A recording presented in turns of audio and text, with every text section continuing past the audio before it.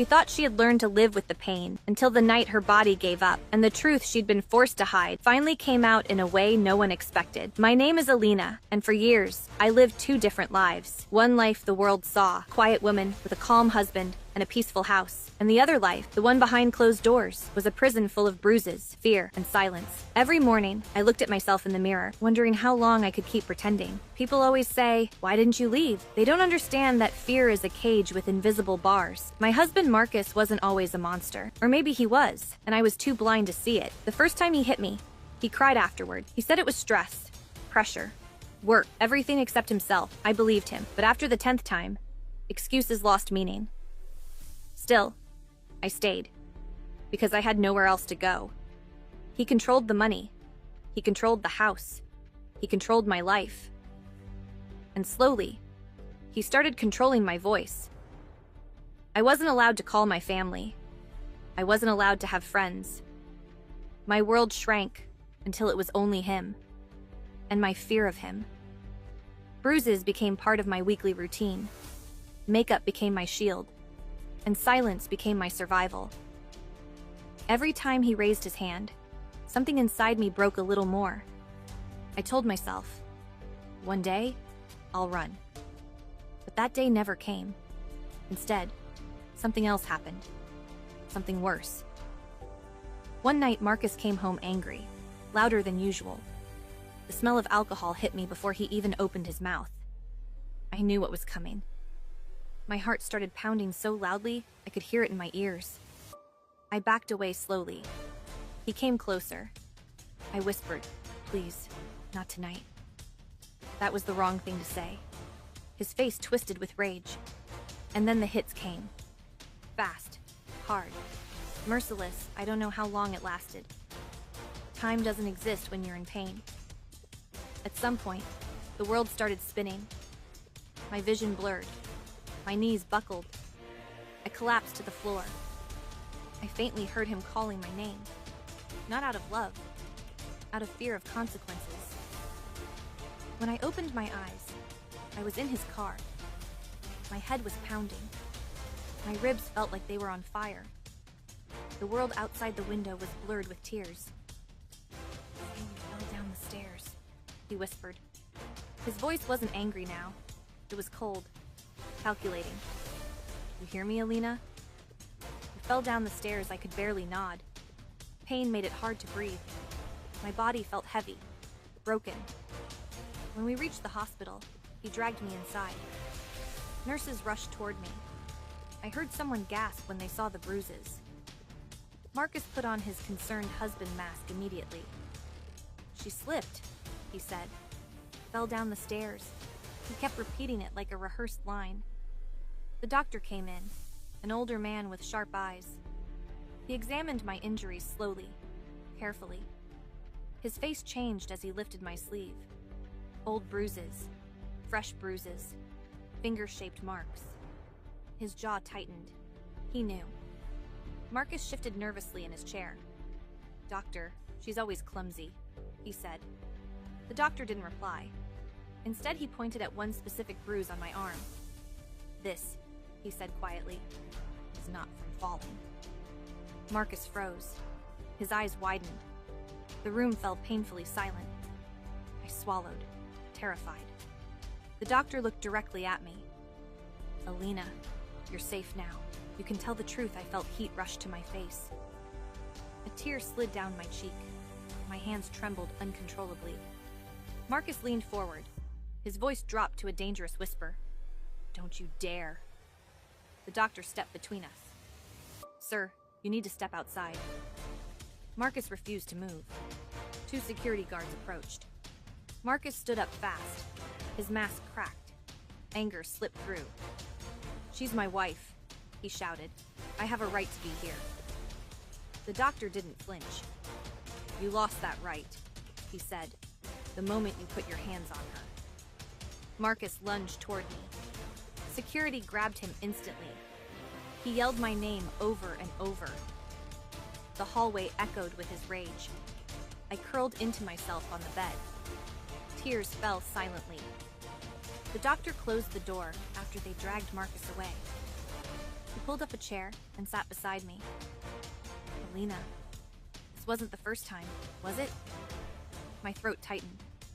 Words refused to come out. I felt like a child again. Scared, helpless, voiceless. He waited patiently. Finally, I whispered, "No." His expression softened with understanding. "You don't have to go back," he said. My head spun. No one had ever said those words to me before. For the first time in years, I felt a tiny spark of hope.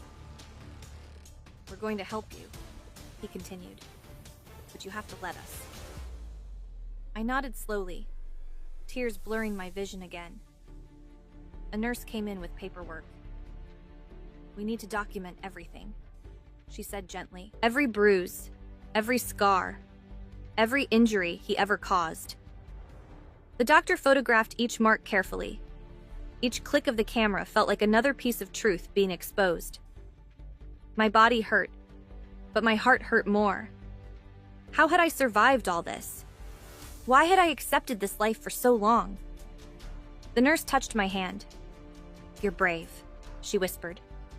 I wanted to believe her, but bravery wasn't what I felt. I felt broken, exhausted, empty. The doctor stepped out to speak with the police. Yes, the police. Marcus had been arrested in the hallway. They needed my statement. My voice shook as I told them everything. Years of fear poured out in messy, trembling sentences. The officer listened quietly. No judgment, no disbelief, just patience. When I finished, he said, "You're safe now." Safe. A word I had forgotten. They moved me to a private room. The nurse brought warm blankets. I lay there staring at the ceiling. For the first time in years, the house was far away. Marcus was far away. And I was alone, but not lonely. I was healing. I was breathing freely. The doctor returned. "We found something else," he said carefully. My stomach clenched. "What?" He hesitated, choosing his words. "Something Marcus never wanted you to know." My heart pounded again. "Tell me," I whispered. He opened the file in his hand. His eyes met mine. "Alina, this changes everything." I felt chills run through me. What was he hiding? What had the doctor discovered? Was it about my health? Was it about Marcus? Or something even worse? The doctor took a deep breath. "Before I tell you," he said, "I need you to stay calm." My hands gripped the blanket. Fear crawled up my spine. He handed me the papers. My eyes scanned the first line. And suddenly, the room started spinning. My breath caught in my throat. My heart stopped for a second. The truth. The truth was far worse than I imagined. My voice cracked as I whispered, "This can't be real." The doctor nodded slowly. "It is." I felt tears spill again. Everything I thought I knew was a lie. Marcus wasn't just violent. He was hiding something monstrous. Something the doctor had now uncovered. And it was going to change the entire course of my life. The doctor slowly closed the file, watching my reaction carefully. My hands trembled as I held the papers, unable to look away from the words printed on them. "Marcus did this?" I whispered, my voice barely audible. The doctor nodded. "Yes, and he's been hiding it for a long time." My throat felt tight. The room seemed colder. Why would he do something like this? The doctor sighed deeply. People like him. They don't want their victims to ever escape. I stared at the document again. Medical reports, false signatures, fake prescriptions.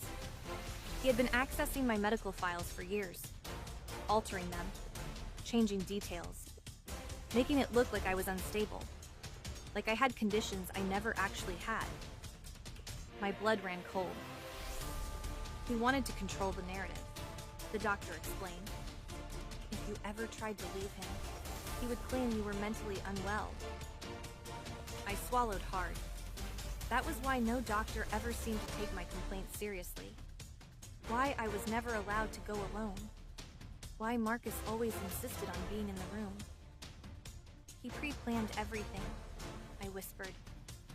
Yes, the doctor said softly. I covered my face with both hands. A wave of devastation washed over me. Every memory felt poison now. Every moment with him had been part of a bigger lie.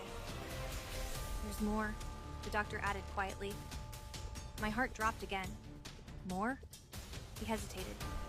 Alina, you were being medicated without knowing. I froze. Medicated? With what?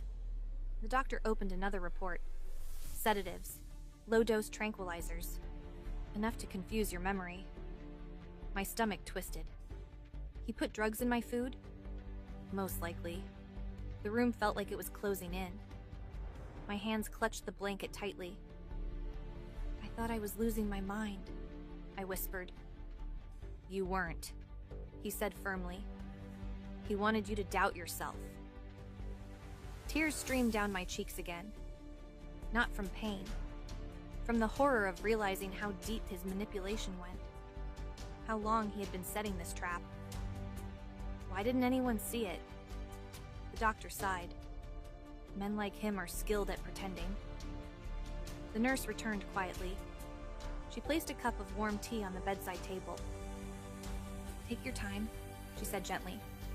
I nodded, unable to speak. Minutes passed. The tea cooled. My tears dried. But the shock stayed. What happens now? I finally asked. The doctor folded his arms. Now, the authorities step in. My chest tightened. Is he still here? In the hospital? No, the doctor said. Police already transferred him to the station. I felt a strange mix of relief and fear. He'll come for me, I whispered. He won't, the doctor said firmly. You are under protection now. A knock sounded at the door. 2 detectives entered, a woman and a man. They introduced themselves politely. We need to ask a few more questions, the female detective said softly. I nodded, wiping my face. We found inconsistencies in your husband's statements, she continued. We believe he planned to blame you for everything. My jaw tightened. That sounds like him, I said bitterly. The male detective stepped forward. We also found hidden cameras in your home. My heart almost stopped. Cameras? Where? Bedroom, kitchen, hallway. Even the living room I felt sick. Violated. He watched everything? Yes. Why? To monitor you.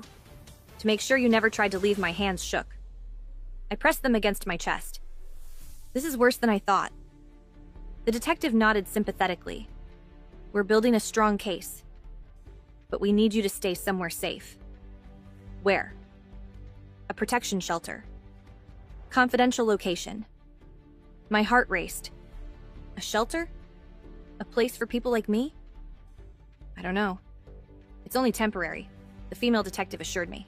Just until the hearing. Hearing. Court. Evidence. Marcus's face flashed in my mind. His rage. His threats. His cruelty. Okay, I whispered. I'll go. The detectives exchanged a relieved glance. You're doing the right thing, she said. They stepped outside to finish paperwork. The doctor placed a comforting hand on my shoulder. This is the beginning of your freedom, Alina. Freedom. I tasted the word like something new, something unfamiliar. I've forgotten what that feels like, I admitted. You'll remember, he said with a gentle smile. Hours passed as nurses gave me medication for the pain. My body still hurt everywhere, but my spirit was waking up. For the first time in years, I wasn't afraid of going home, because I wasn't going back to that home. I stared out the hospital window. The sky was turning orange. Sunset. A new day beginning inside me. A knock came again. Miss Alina? A woman in a simple coat stepped in. I'm from the shelter, she said warmly.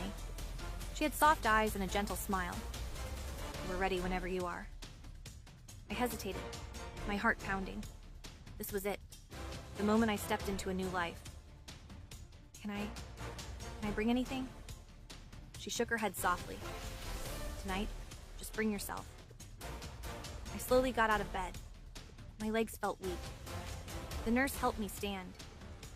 Take your time, she whispered. I took a deep breath. My ribs ached with every inhale, but I kept moving. I walked through the hospital halls. Each step felt like reclaiming a piece of my life. The shelter worker walked beside me. You're safe now, she said. Outside, a car was waiting. I paused before getting in.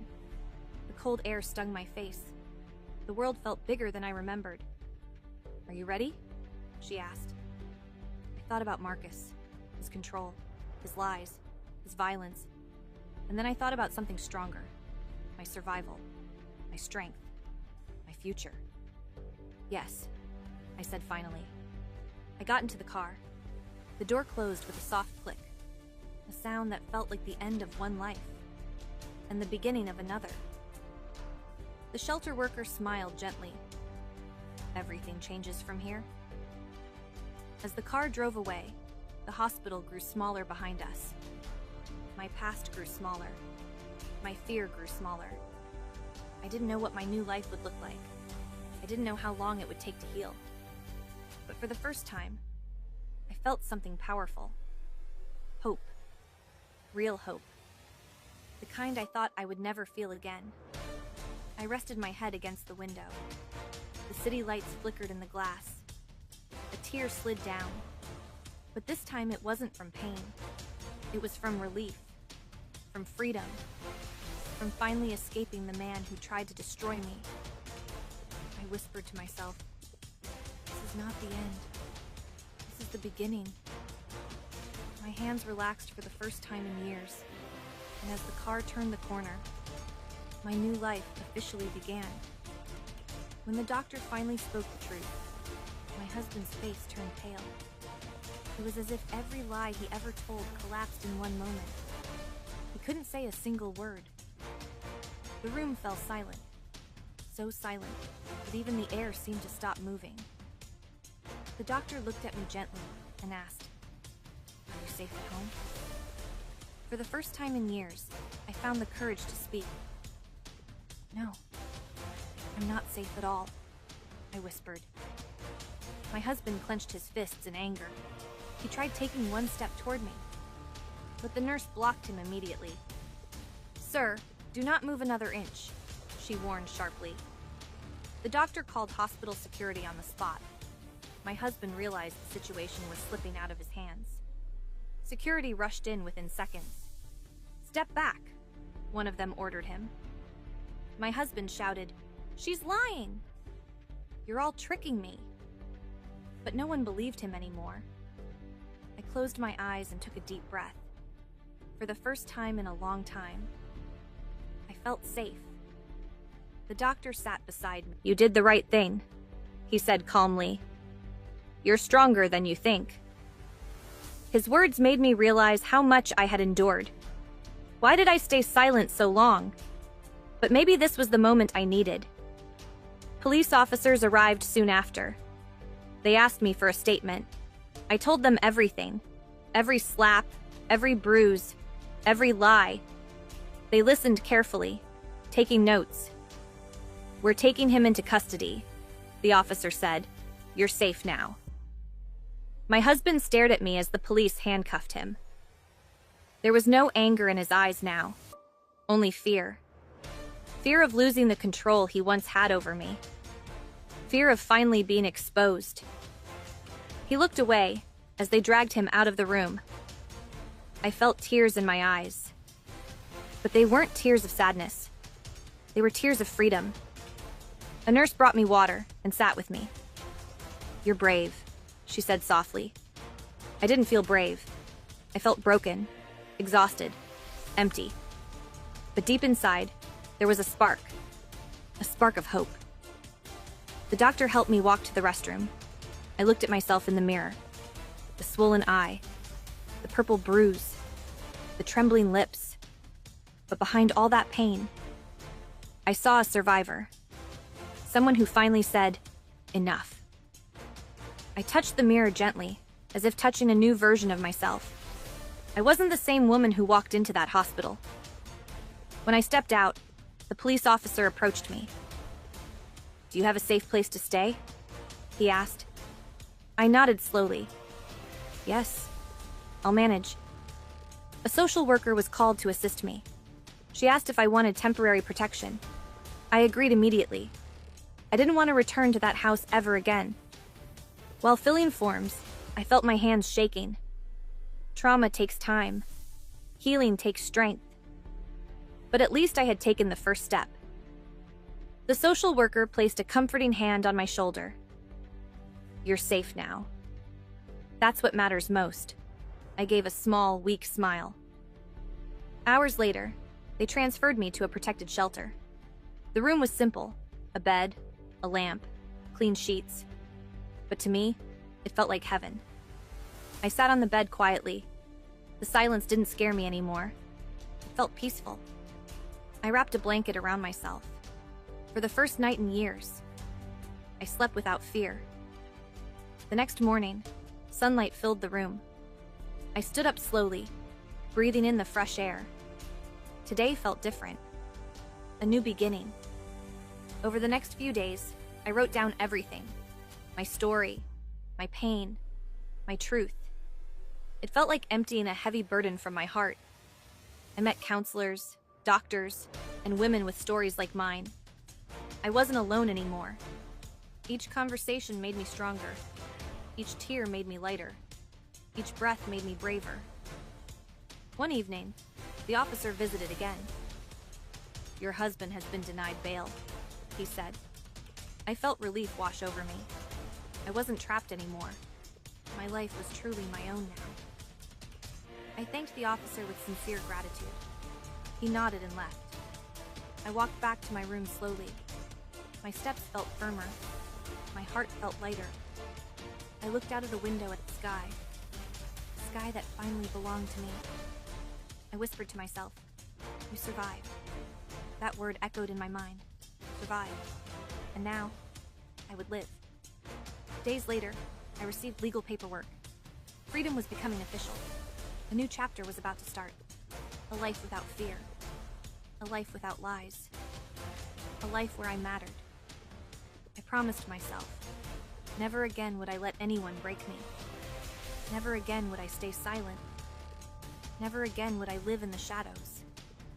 I walked outside, feeling the wind on my skin. It felt like the world was welcoming me back. I closed my eyes and smiled. This was the beginning of my true life, the ending of pain, and the start of strength. I knew healing would take time, but I was ready. Ready to rebuild, ready to rise, ready to live with dignity. The past would no longer control me. The future was mine now. I whispered once more, "I'm free." And this time, the word felt real. It felt powerful. It felt like the closing of a dark chapter and the opening of a bright new one. My story didn't end in pain. It ended in freedom.